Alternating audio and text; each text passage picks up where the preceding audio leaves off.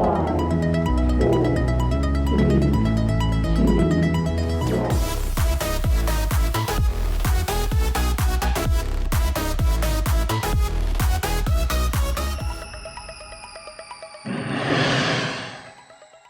everybody, welcome back to the Fitter and Faster Coaches Corner. As always, I'm your host, Mike Murray. Today, we have the legend himself, Kyle Sockwell. Welcome to Coaches Corner. Super excited to have you on. Your content is blowing up, and it has been so fun to watch. I've kind of been following since the jump. But how are you doing, and what are you most excited about right now in the swimming world besides trying to do a 50 fly with jeans on? Is that what you're doing? Yeah, so the 50 fly with jeans on was pretty good. So I coordinated that piece of content with David and the Fitter and Faster team, and we're working together on a contract, but at the same time, this was just kind of us wanting to do something fun. So I provided some value, they provided some value, and we really we had this idea to send people to trials. We wanted to give that experience. And then I was like, you know what? I've had this idea for a long time to do some kind of swim in jeans. Why don't we figure out how to combine it? So it worked. It was easily the biggest piece of content I've ever put out. And I mean, things have been going really well. Everything's growing. People are super excited about it, which I've had a hard time understanding. Because it really feels it's kind of like swimming in the sense that you get in shape. And when you're in shape, going certain times just kind of feels like it's what you do, and you don't really feel like it's anything different. So I was actually just hanging out with Carson Foster before this. He's a good example.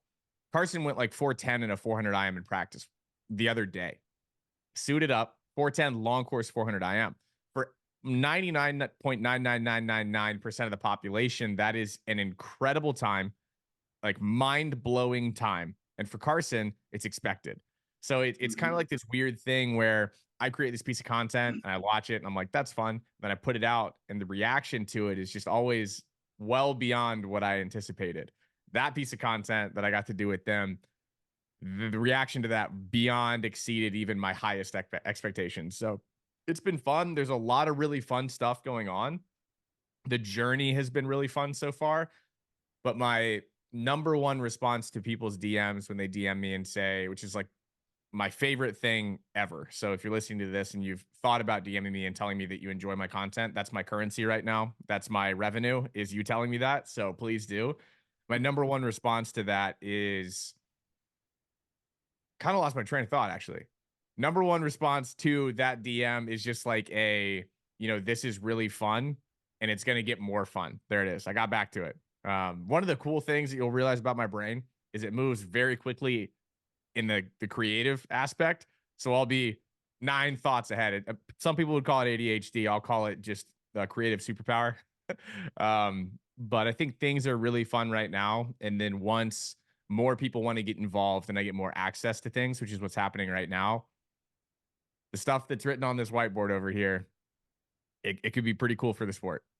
That's so great, man. And we need some voices in our sport that are going to be able to provide content in a platform that our athletes, our parents, our coaches are soaking up, right? So when exciting things are happening in the swim world, people are going to travel over to where you are and they're going to see, all right, what has Kyle got on this one? Or what funny thing is Kyle going to put out this week? There's another guy on Instagram right now who he's from Long Island. His name is Nicky Cass, and he does all of this great like Long Island sports. I know him. He does the impressions of like an over the top baseball coach, right? And he's always got a pillow in his shirt.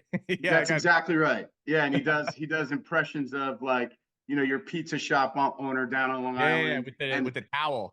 Yeah, and it's awesome. So on point. And the game has changed so much in how we eat up different news and content in the sport. So talk to us a little bit about your background in swimming.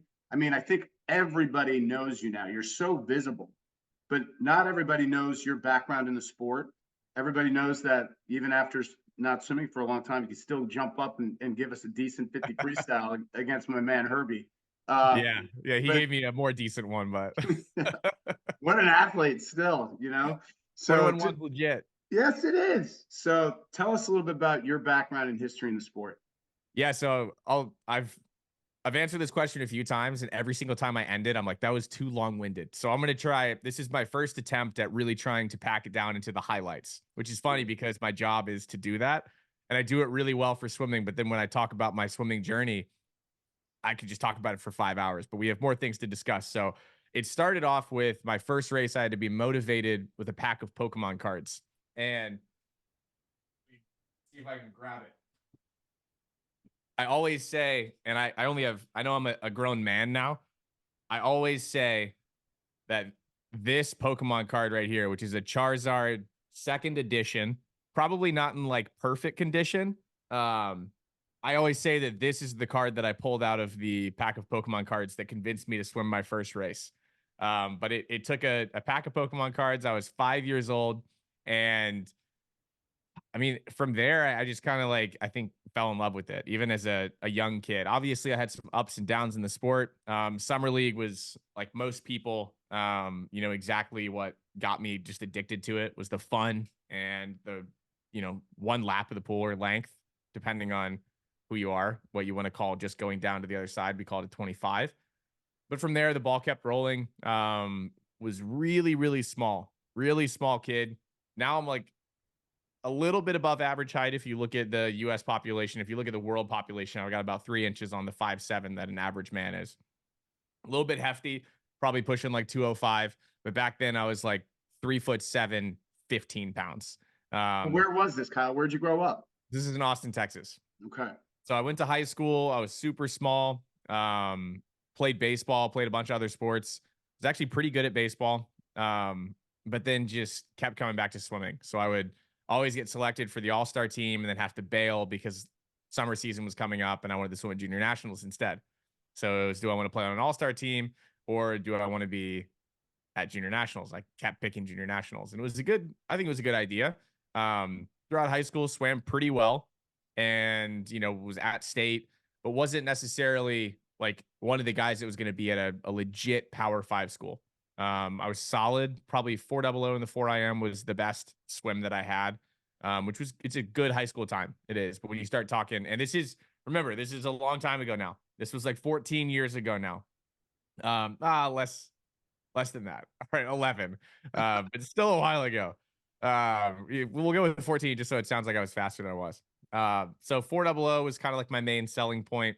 I was 438 in the 500 free, got recruited to a good amount of schools and then committed to George Mason. And that was where my freshman year, I really swam well. I went down to 352 in the 400 IM, down to 150 in the 200 IM, went 202 in the 200 breaststroke. And I had some options. George Mason was great. Full disclosure, just didn't like cold weather from Texas. So I ended up, as many people know me now, as an Arizona State swimmer. So swam at Arizona State, swam like really well, I think. Went down to 158 in the 200 breaststroke.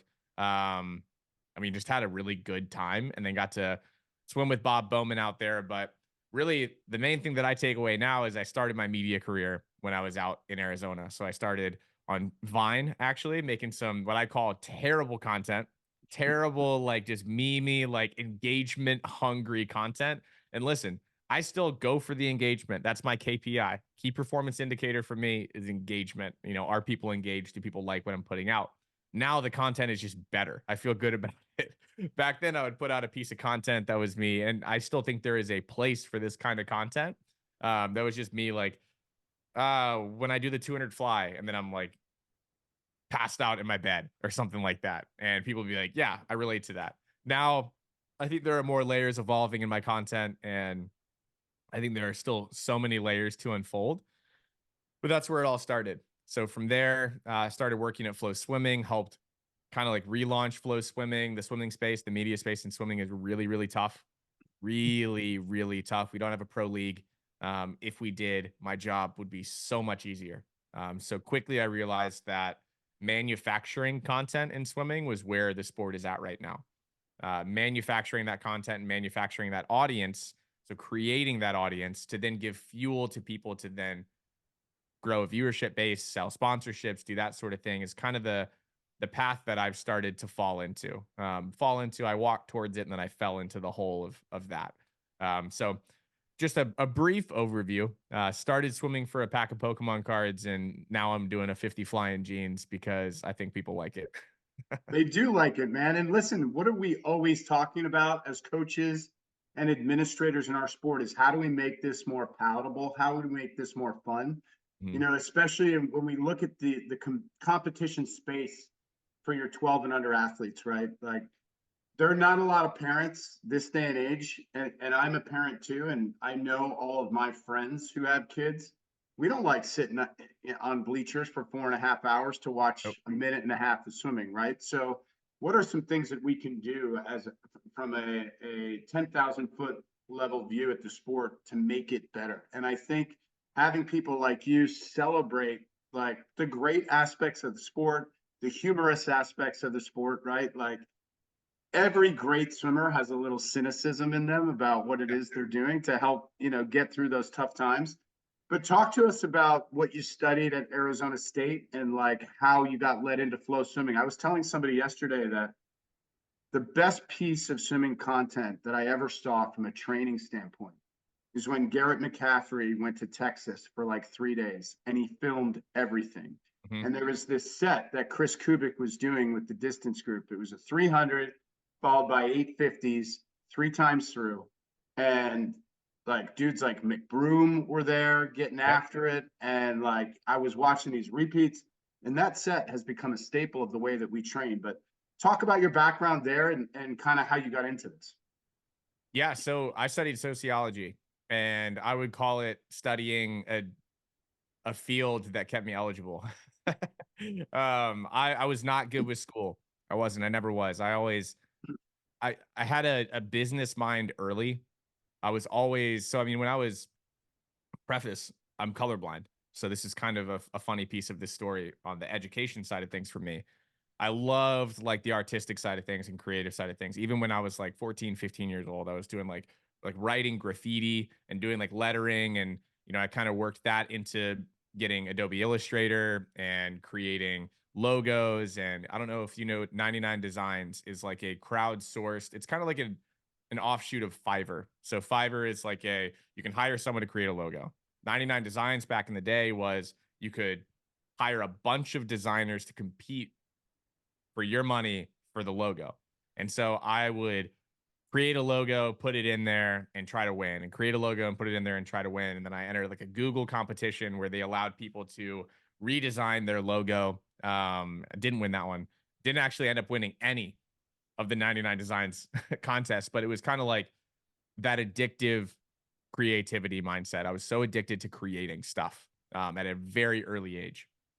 And so in college, I really just wanted to keep doing the same thing. So I launched a company that failed and failed and failed and failed again, but had a little bit of success called Swim with Issues with a friend of mine, which was in the swimming merchandising space. We were 19, 20 years old. So we had no idea what we were doing, but we found some success as I started to kind of move up the ranks on Vine and on Twitter and got a little bit of attention, and tried to use that to sell merchandise immediately because that's the playbook, right? You get some engagement and then sell stuff. Um, Luckily, I mean, now I think I'm selling stuff that is fun and still creates value. But yeah, so I studied sociology, but I really would say that I was studying media throughout school.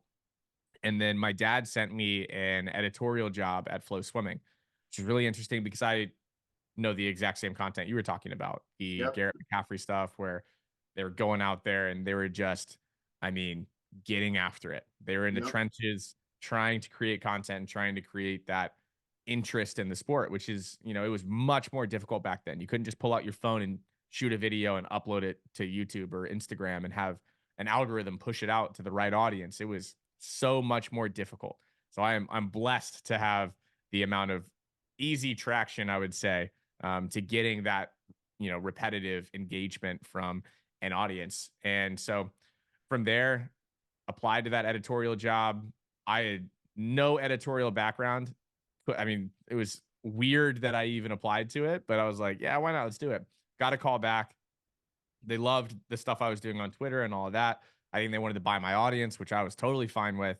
And they actually told me I should be in a different position, which was just a content marketing manager or something like that. I said, yeah, let's do it. They hired me before I had a degree. I wasn't swimming anymore because my shoulder was messed up and I was just kind of done with the sport. It's a different story. So no degree in hand, came back to Austin where Flow Sports was at, finished my degree while I was working full time, and just started getting after it with Flow Swimming. It was a tough space. It was a tough journey.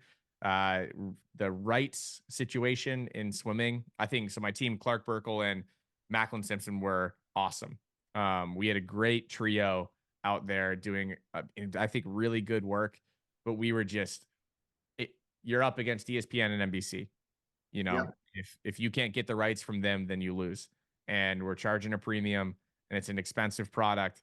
So, and we were swimming. We were swimming amongst a bunch of other sports that were doing a really good job. So we did that, and then I ended up moving over and doing some marketing consulting on my own because I'm a marketing guy to my core. And then now I'm here. Now we're both feet into the swimming world. It's awesome, man. And I'll tell you, it's been so fun to watch the journey from the first couple posts when you're out on your own to where you are now. And, some of the more popular posts that you've had recently were at NCAA's, the caps. Mhm. Like, talk about how you came up with that idea. I know you said you have a creative brain. I also caught in there that you think DC weather is cold. Why don't you come out to Rochester, New York, pal? We'll show you cold. But yeah, talk about the creative side of the caps. That was so awesome, and like the athletes loved it too. Like Kelly Pash had stuff up forever after that. Like that was really neat. Yeah, it was a fun thing. I forget what exactly launched it. Um I do think the Texas Caps were like the first ones that, and I mean, I will forever give Kelly credit for the move that she pulled. That was a great PR. I mean, if you are a young swimmer, that is something that you should be watching and trying to adopt in any way possible. And I was trying to kind of lead into it, but I wanted her to take the lead on it. So I talked to the production team. And if you don't know what I'm talking about, I was commentating Big 12s. The cap momentum was happening, and it hadn't really launched yet, though.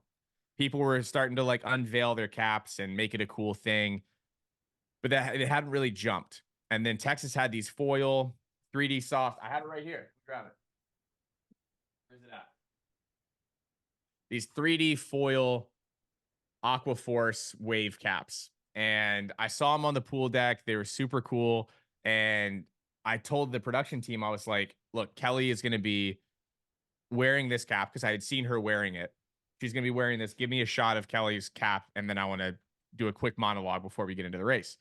Gave me a shot of Kelly's cap. I was like, I think Texas has the best caps in the NCAA. And then I like joked about it with her in the interview. And then we were DMing back and forth about the idea of like doing what she did on the last day. And then she gave me her cap on air. And then I turned that into a piece of content. And it was just like this full story. Right. So it's interesting to look at something as simple as, and I mean, that's gonna be probably my favorite cap forever because it was that story is attached to it. But we look at this small moment, right? Where I was like, those caps are cool. And then Kelly was like, why don't I maximize my camera time here and give Kyle a cap on stream? And then the production team on site did a great job cutting from Kelly to cutting from me, now having the cap in the booth and telling that story. And yeah, I mean, it was just a cool moment that then kind of kicked off this thing where I think we kind of woke up and we were like, caps could be a really good marketing asset for swimming, right? It could be something that becomes our jersey, becomes our hat, becomes our thing that we could eventually sell to the public and make money. I don't think it's going to be a program saver. I don't think you're going to make $100,000 a season off of caps. But I can tell you right now, if you sell those foil Longhorn caps to the Longhorn alumni or the Arizona State caps, those Aquaforce caps to the Longhorn or to the ASU alumni, they will spend $100 for that cap. They will spend $100 if they know that the profit from that cap is going to the program because that's a donation that is now paired with something that you can hold in your hands, ties you back to that team, and you can wear while you train. Not only does it get alumni back in the pool, it also helps them get kind of their toe in the water, pun intended, to then start to donate to the program. I think there are a lot of programs out there, and if there's any coaches that run programs out there, NCAA, Division 1, 2, 3, whatever, there are a lot of alumni out there that are interested in donating and becoming a donor, a donating alumni for the first time, especially in the, I'd say like 22 to 35 range, right? You're starting to make your money, but also you want to try to figure out how to use that money to make more money. There are a lot of people in that age demographic that want to donate, but don't just want to do a flat donation yet. They want to donate with something in return, which is totally fine. I think we look at it as, like we don't need to give you something. You should just want to give us your money. Well, how about we look at it from the standpoint of let's get kind of the gateway drug of donations to swimming with a really cool swim cap out there, right? This is $100 swim cap. That's fine. I know I'm being overcharged and I'm okay with it. So I really looked at swim caps as our biggest marketing asset. When I was running that media or that merchandising company, Swim with Issues, caps were my number one focus. We were doing caps that looked like pizza, that looked like mac and cheese, and we were shipping them out in pizza boxes and macaroni and cheese boxes because it was just kind of that cool thing that you can turn into something that makes the sport more fun, which is the entire thing with that storytelling. The bow on the present of the cap push in swimming is that they're cheap. They're typically cheap. Now they're starting to get more expensive with the nice caps. You can have a ton of creative fun with them, and people absolutely love them. It's a really cheap way to put out a piece of content and try to differentiate and just continually make something cooler and cooler for the sport and just add a little bit more fun to it. Well, Kyle, everybody loved that piece of content from Big 12s and then on to NCAAs, and then everybody sees you getting caps from every college program in the country. I mean, I that's have a really ton. neat. I Let's have a ton of caps. I know. Let's see. And now you can do some more giveaway content with it. But let's see how many clubs and teams show up at trials with some of those foil caps.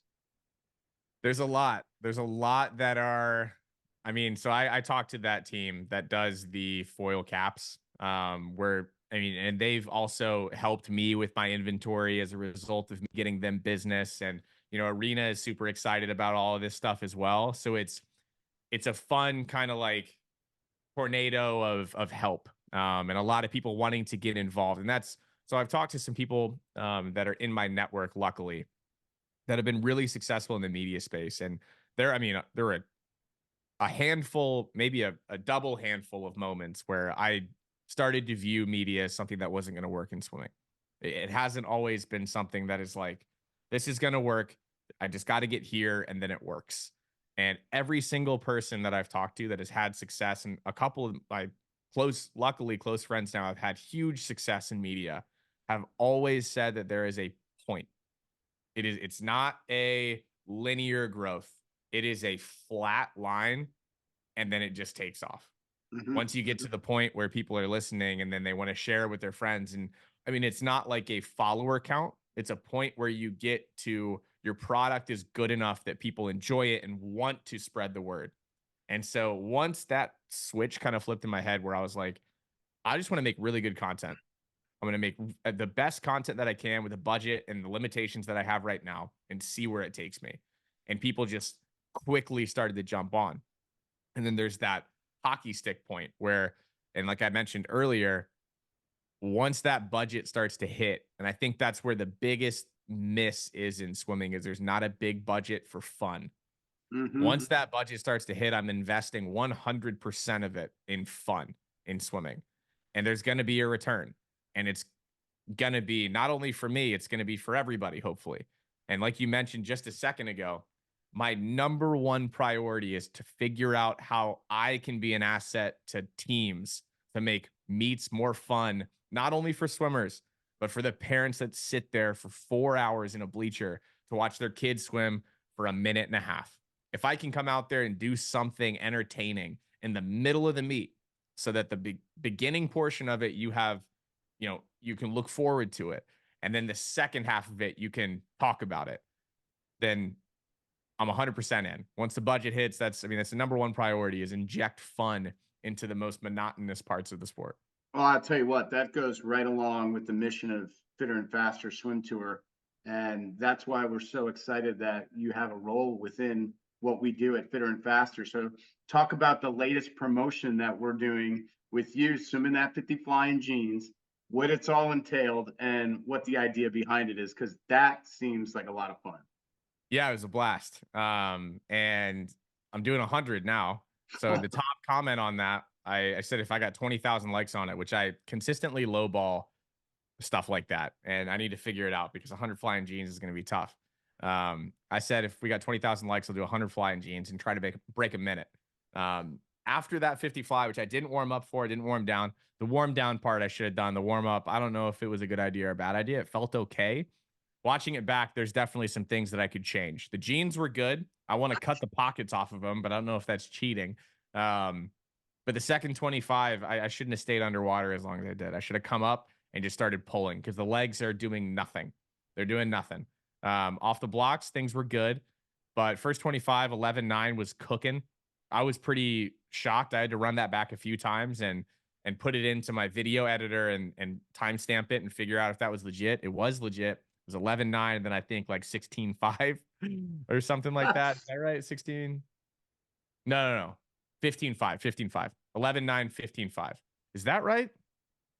Yeah. That's a heavy load coming back. It's a lot. And most of it was the turn where I started doing underwater kicks and wasn't moving forward in the last couple strokes. But that promotion is just 100% to inject fun, right? It's a fun giveaway that has value for a pair of people that we're going to send out to the biggest meet on US soil in 2024, the biggest show possible, right? We're sending some people out there and we're going to create some content and storytell with those individuals as well. So we have this really cool thing that we can do. The catalyst for the growth of it is me doing a 50 flying jeans and storytelling the fact that they thought I couldn't go under 30. I went under 30. I went 27. I smashed the barrier. And so now we're doing this giveaway and people can get into it and they can go to this incredible meet and have a really fun, vacation, the coolest vacation that you can take in swimming. And then now we can storytell us taking someone out there, me hanging out with them hanging out with Olympians and getting to do all this cool stuff. And now the ball is rolling between me and the Fitter and Faster team. Now, and this was kind of the whole thing that I wanted to try to have happen in this relationship. And I think David from Fitter and Faster wanted the same thing, is we get that catalyst, everything starts to click, and then we can start to build off of it. So now I've got 100 fly that I'm doing. Now we've got a couple of things that we're going to try to do on site in Indianapolis if I do end up out there. It's rolling. And everything we do, my main priority, and I know it is at the Fitter and Faster side as well with the relationship between us, is to try to bring more fun to the sport. There is such an opportunity to inject fun into the sport. You just have to do it in the right way, and you have to slowly convince people that it's a good thing. For some reason, there are a lot of people that think this sport should just be mundane and it should be a grind only. But you look at every other sport, and there's a lot of fun programmed into it. There's no reason why we can't program a lot into our sport as well. Oh, absolutely. And it is the mission of Fitter and Faster. And for a long time when the camps first started coming out, I didn't allow myself to see the whole value. And then once you host one or two of them, even if you have great kids, even if you have athletes on your team that are competing against the clinicians that come, what's valuable to me when we have a camp somewhere is that the clinicians, we get to share our story in the sport, and it creates a pathway. It creates pathways for young athletes to see that they can do it too. And one thing that you just mentioned that's so critical to our mission, I think, as a company, is that it doesn't have to be this grind all the time. And even though we value hard work, we value commitment, dedication, all those things, I think it's really hard to get any place if you're not also enjoying it. And 100%. I'm so glad that you're doing it. And one of the ways that I think you're perpetuating fun is by doing these different things that, yes, are they exhibitory? They are, but we need that. So like, who wants to race Herbie Behm in a 50 free, right? Like as a member of the ASCA board, I'm so high on Herbie right now and so proud of what he did this year. Oh yeah. So much credit goes to him, and Bob would say the same thing. And really except we have one of our best athletes is going to be a first-year swimmer out there for him in a couple months, and we're so thrilled for her. But talk about like the idea behind that, and that got a ton of attention when you did that. And then to see how fast you guys are still going, it was awesome, man. Talk about the how you got into that and how you convinced Herbie to do it, because Herbie doesn't have much free time on his hands. Not as much anymore. So Herbie actually initiated it. So Awesome. I put out a post that said I was going out to Arizona to do a fitter and faster camp. I did one with Giles, and we ended up doing a 25 fly out there, and it was probably the most fun those kids have had in a long time. They were super excited about it. I think Giles had fun. He cooked me. He went 9.9 a 25 fly, and looked like he wasn't even trying. I was 10.6, and I was working. But then in jeans, I went 1.3 slower. So if you want to do the math on what a 25 fly in jeans, it's just 1.3 seconds typically. Whatever the percentage is, it probably scales. Which I think would mean Giles would be 11.2 in a 25 fly in jeans. Not bad. So you'd probably be like 25 low in a 50. But so that idea came from me going out there and this whole breaking 22 in a 50 free. I never did it. I never really had too many opportunities to swim a 50 free. Back in the day, I think I probably could have been 21 low. Very different world now, but I've also never done it. And I can say I think I would have been as much as I want, but I, before my career is over, will go sub 22. It is something that is going to happen. I'm only 29, so I have some time. But so I posted and said I'll do a 50 freestyle for time while I'm out there if this hits 5,000 likes. Herbie commented and said 10,000 and we'll race. And then I said, "You fool. I'm going to turn this into the biggest thing possible." And so started throwing it out there. The catalyst, or it started to roll from there. And then I Herbie's just getting in the gym, decided, pumping weights. He's tapering for it. yeah. So, I mean, I think he thought it was just going to be a fun thing. And I was like, nah, not going to let that happen. I'm going to turn this into an event. This is going to be a pay-per-view now. So I was like, why don't I bring a little bit of like UFC into this? So I started firing off like sprint videos. And I went like a terrible 10.9, looked awful. Head position was terrible. Had a bunch of people DMing me. Jordan Crooks has been DMing me. I've been working with like Josh Pernot and like a bunch of big names in the sport. People sending me feedback, trying to help me get faster, help me go under 22, which is hilarious because it's like hardly a respectable time at the top of the sport is breaking 22. Right. But now everyone is like invested. And so it just kept snowballing, and I kept sending, videos out, and I started to get a little bit better. And then Herbie sent one back where he looked pretty fast. This was leading up to it. Started putting out graphics, and then the team at Face First and Arena combined to do those caps. So I got to do my own cap drop that said Kyle versus Herbie in the gold foil. And then it was just kind of a snowball event. And then I rolled right into calling out Bobby Genturo from UNCW. And so we'll see who wins that one. But I think that one might be even bigger. It's going to take some time to set up just with trials. I probably could have waited a little bit longer to call him out, but I wanted to kind of roll on top of that and just let it keep going. So that one's going to be super fun. I think we're going to turn it into a legit event as opposed to just like, granted, the team was fired up. The team's big, and there was the entire side of the pool is lined up. I forgot to tie my suit, which is not good. So I hit the water and it parachuted, and Herbie was gone. I wouldn't have beaten him anyway. It probably would have been like 22-1. But yeah, it was just a fun thing that started with me just being like, hey, you know what? I'm going to be out there. If you guys want me to do this, then like this post and I'll go 50 free for time. And I would have done it at the camp. But instead, we rolled all the way into this big event that we got to put on for the team. And I really think it was like the most fun I've seen a team have at a practice in a long time, that was the win for me. So I got to also team up with Arena and Face First and do national championship gold foil. So this is Leon Marchand. He wasn't out there. He's in Austin now. So I brought it back, and I'm going to go give it to him when he's back from the Olympic Training Center. But I got to do those caps and, just be an asset for fun and be an asset as an alumni on the pool deck. And so that was kind of my first time to get to give back to a team in the form of some crazy caps that I don't think anyone's ever done before.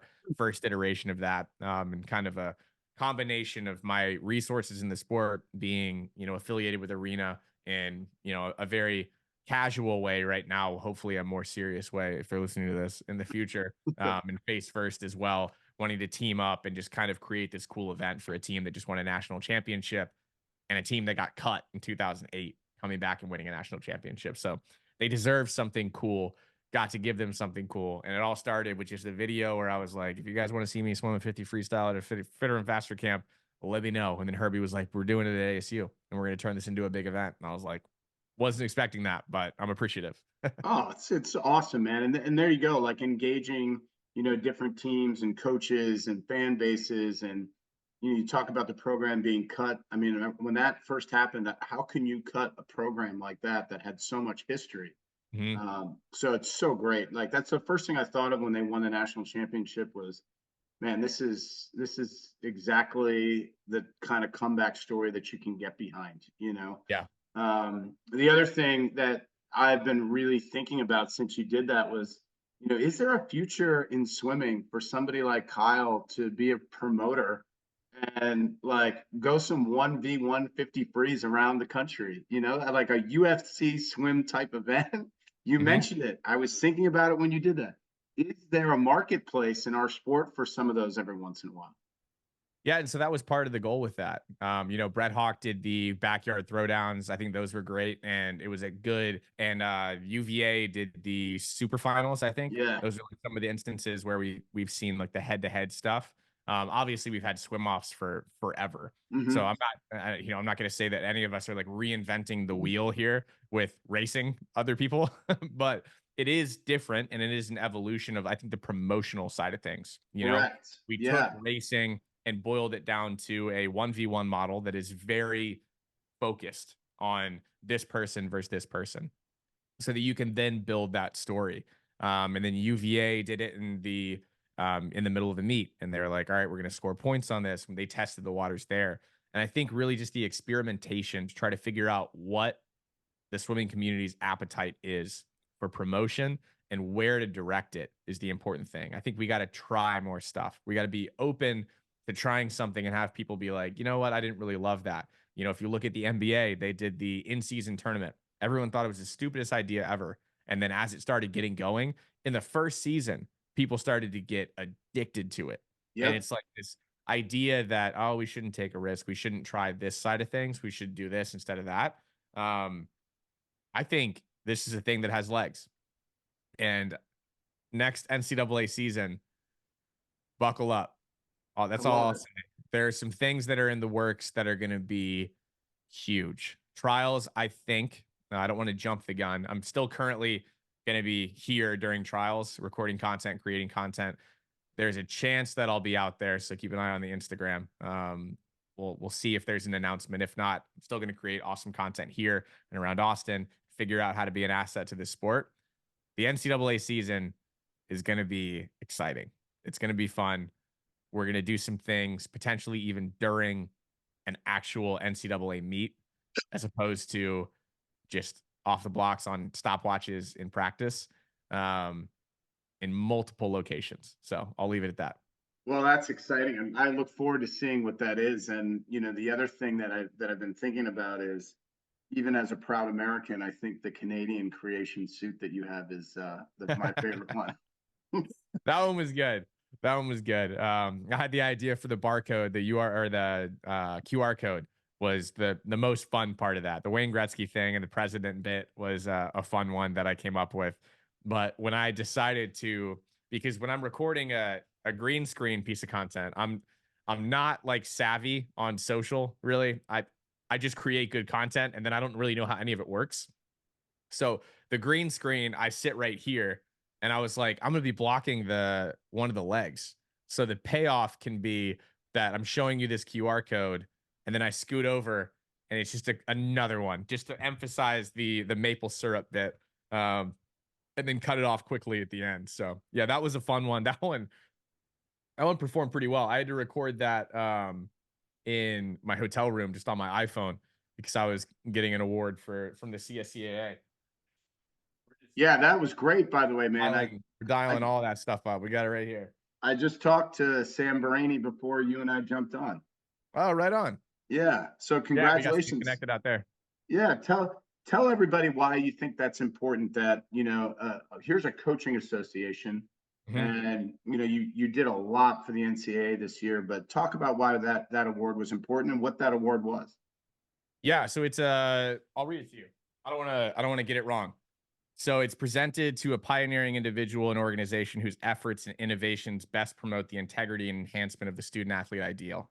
And I think the main thing there is the student athlete ideal and enhancing student athlete's ability to be, you know, to be excited, just to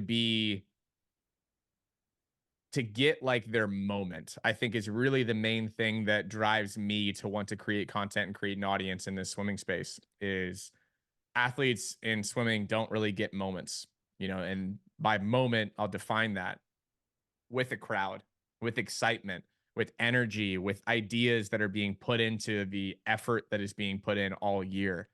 We don't get very many of those moments.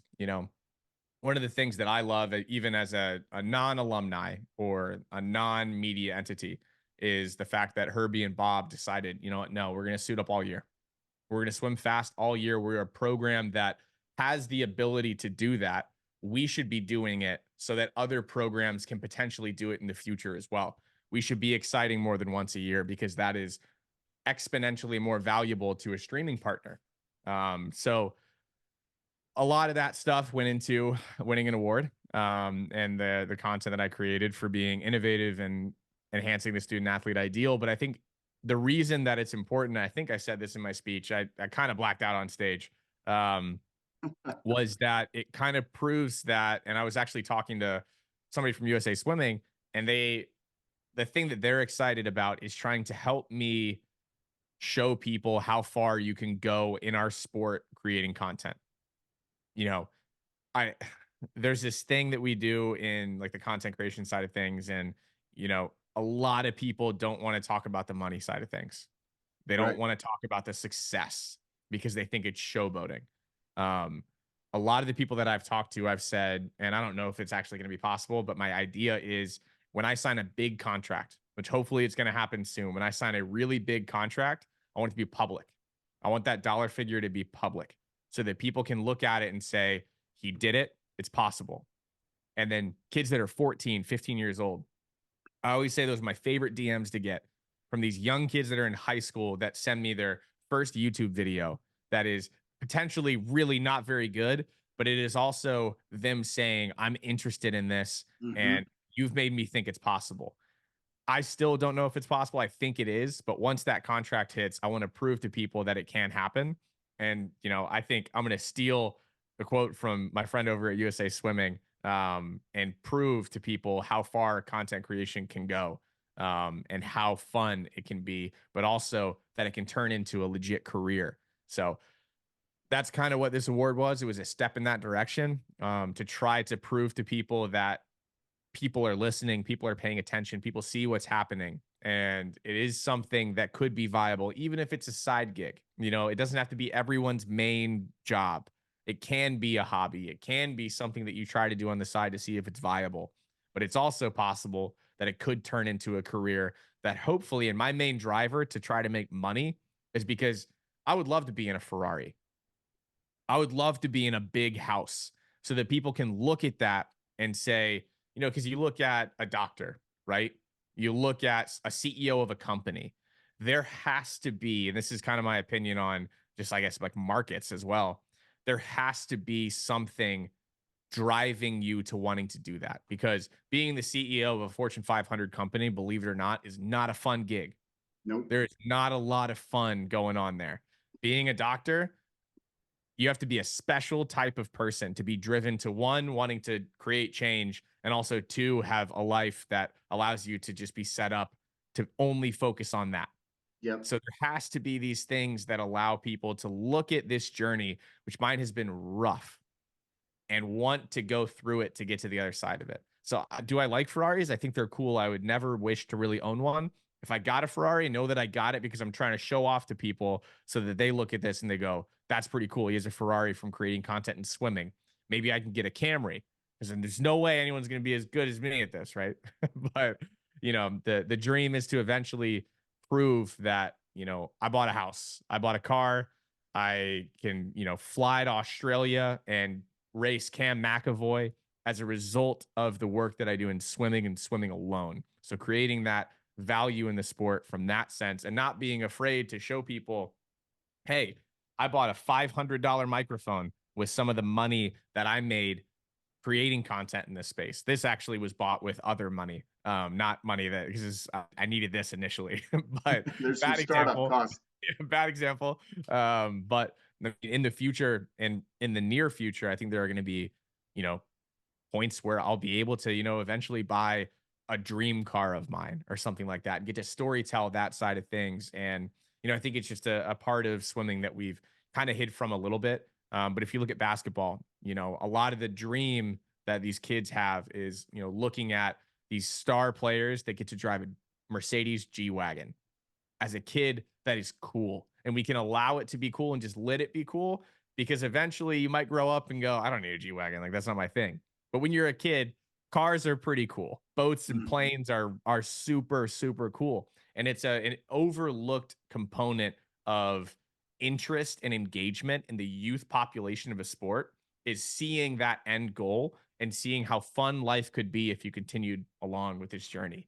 Right. So hopefully it's more than just a Katie Ledecky and Caleb Dressel. I think we're moving in that direction to where we have a population of athletes that are doing well and well enough to have some fun with the funds that are created as a result of their hard work. But long-winded way to say, I think really this award and the risk that they took giving it to someone like me says, hey, we're paying attention, get involved, stay involved, and I kind of mirrored that in my speech. Yeah, man. I mean, and congratulations. You're so deserving of it. You brought so much great attention to our sport over the past few months and the last couple of years. And the people that are in the know are appreciative of that, and they see the value that you're bringing. And speaking of that, when we talk about bringing value to the sport, how did you like being a commentator for the swimming? It's fun. It's a lot of fun. I wish I could do it 25 weekends a year. Those jobs are really difficult to get. And the job that I got doing commentary for ESPN in the Big 12, I got it on just an off chance that a friend of mine recommended me. They called me and just asked me if I wanted it. I have little to no broadcasting experience. I've done some for Flow Swimming, and it was just me on a headset with no production. I said, yes, yeah, sure, I can do it. I went out there the first day. I knew I was way in over my head because the team out there that produces Big 12s, they're incredible. They are the top of the line. And I believe that we don't even deserve to have them out there.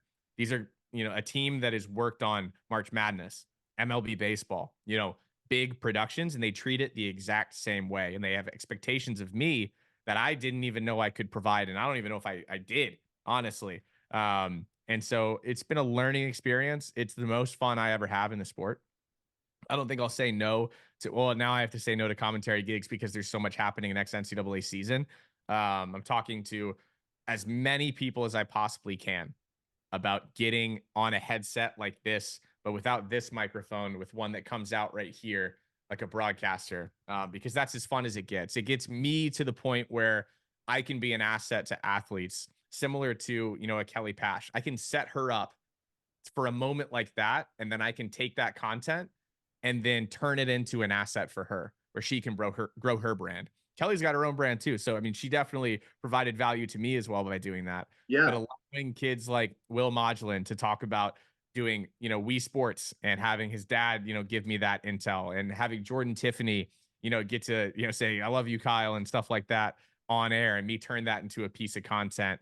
That's the main draw for me, is getting to be an asset to athletes in a space where typically you look at a swimming interview and it's, how did you do? How did you feel? And it's like heavy breathing. And we talk about the third 25. Forget about that, especially with a guy like Will Modulin, who was on his fourth interview. Let's talk about Mario, because I want to put that out there and help you grow your brand. With a Kelly, it was my third time talking to her. It was her last Big 12 swim. I got to commentate her entire Big 12 career. So it was almost a little bit of an emotional moment for me getting to watch literally, I think Kelly was my first swimmer that I got to watch from beginning to end in college. She was a fifth year, got to watch the entire thing. And so it was like, I'm never going to commentate a Kelly Pash race again. And then she gave me her cap, and it was like this great tie a bow on it moment. And so it's just moments like that are what motivate me to want to get on a headset and do what is, contrary to whatever anyone else's opinion is, a very difficult job, an overwhelming job, an exhausting job, and one where there is a different piece of your brain that turns on from an anxiety and stress perspective, knowing that you are live. When you're recorded, guess what? End the video, start it over, we'll do it again. When you're live, you mess up, it's over. Your career could be done, right? I don't think I'm the type of person where that could be something that I'm worried about or should be. But there is a component of like, oh, I hope I don't say something stupid, you know? And also, the thing that I've noticed now with this new push that I have to try to build athletes' brands is I want to make sure that this moment that this athlete is getting is maximized. And I don't want it to be my fault that it isn't. So there's a lot of stress involved, but that is without question, not even close comparatively to anything else. The most fun that I have in this sport and the most fulfilled that I feel is getting to be on a headset and getting to talk to these athletes that I now know, which is like a blessing and a curse, commentating a lot of these races because I watch people that I know lose a lot. I watch Yeah. people that I know like personally that I can call friends lose. And I watch, you know, people that I know like a Kelly, I watch her win. So it's exciting. And then I feel the pressure of, all right, I need to deliver this moment to her. And then I need to be able to riff off of her and turn this into a piece of content so that it can build her brand. And I don't want to mess up that moment. So there's a lot of pressure that goes into it. There's, you know, so much going on in my head and you got to think crazy quickly. You got to be 25 yards down the pool, but you also have to be on the blocks at the same time in your head while you're also reading a bunch of data and trying not to nerd out too much because you don't want to steer people away. It's fun, but it's exhausting. Yeah, and there's so much information coming out. You got somebody in your ear, you're watching the race, then you Mhm. got a prompter that you're thinking Oh, about. multiple people in my ear. Yeah, I did. So Yeah. that's the part I didn't know about.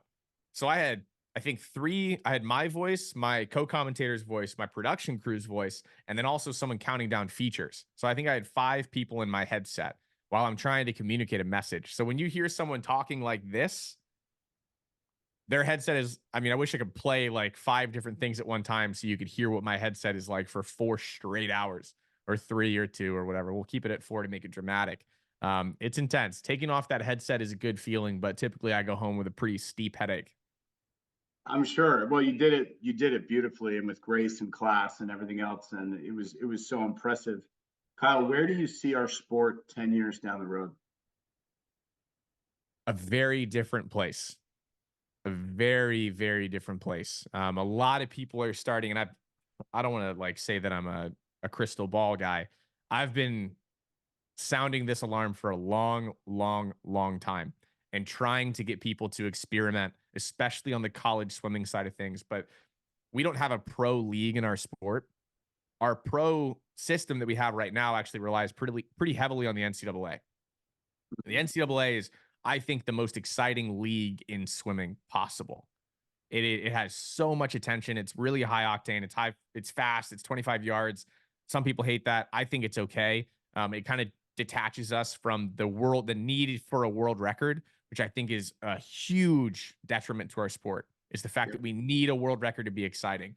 We need to get as far away from that as possible. I actually, when I was swimming, didn't agree with that, but then I grew up and looked at the sport and was like, oh shoot, like we're not in a good spot. We're not in a good spot. And anybody that knows anything about swimming will agree with that statement. So in 10 years, I think the sport looks a lot different. If we get ahead of it and we start to really create interest and we start to create a valuable product and we get aggressive, I mean, really aggressive with trying to create a valuable product, we could be in a really cool spot. If we don't, we could be in a much different, much less fun spot because I've made a couple pieces of content about this, but what people need to realize is we don't deserve any of the coverage we get outside of the stuff that we create ourselves. NBC, ESPN, all they're doing us a favor by doing a lot of this stuff. ESPN, the coverage that they present for a Big 12, they're not making money on that. The coverage that they present for SECs, ACCs, all these big conferences where you turn it on, you're like, yes, this is the kind of production that we need and we deserve. Need, maybe. Deserve, absolutely not. They are lighting money on fire, including having me on commentary, lighting money on fire for those events. Right. If we want better streaming, we got to create a better product, and we just got to start watching. Even if it's not great production, those numbers matter. It gives people firepower to then get to go say, "Hey, we've got some momentum here. What if we tried this? Can we implement this?" It's kind of like you watch Shark Tank, right? Hey, sharks, we don't have a lot of money yet, but in 2022 we did $100 in revenue. In 2023 we did $200 in revenue. In 2024 we've already done 900, right? 100, 200, 900. That's not a lot of money. It's not transformative money, but it makes you think, what's going on there? How did you just scale up 500%? Not Right. quite 500. It's like 450, but whatever. 450%. So that side of things, I think we really need to get aggressive about, because football makes a lot of money. They can dump some money into swimming. Basketball makes a lot of money. They can dump some money into swimming. But if you tell football and basketball they don't have to do it anymore, good luck having that conversation and trying to convince them to do it. Because if I was in their shoes, I wouldn't want to do it. Yeah, I would want to absolutely. I would And want I, to read and I, these tweets. that's right. And I think too that far too often our clubs and our coaches have relied too much on what the NGB is doing or what some sponsor is allowing them to do. Like coaches and teams can become entrepreneurial if they want. Mhm. And 100%. I think that's a really important aspect of what's happening in the sport. Yeah, and I think the cap side of things is kind of a gateway drug to doing more of it. You Yeah. know, there's, believe it or not, a lot of the things that I do have some underlying reasons that a lot of people might not see. It's packaged in a really fun and cap drop and that type of way, but really the main goal is to, like you just said, help teams look at themselves as a business, because we are a huge liability right now. We're not an asset, we're just a liability.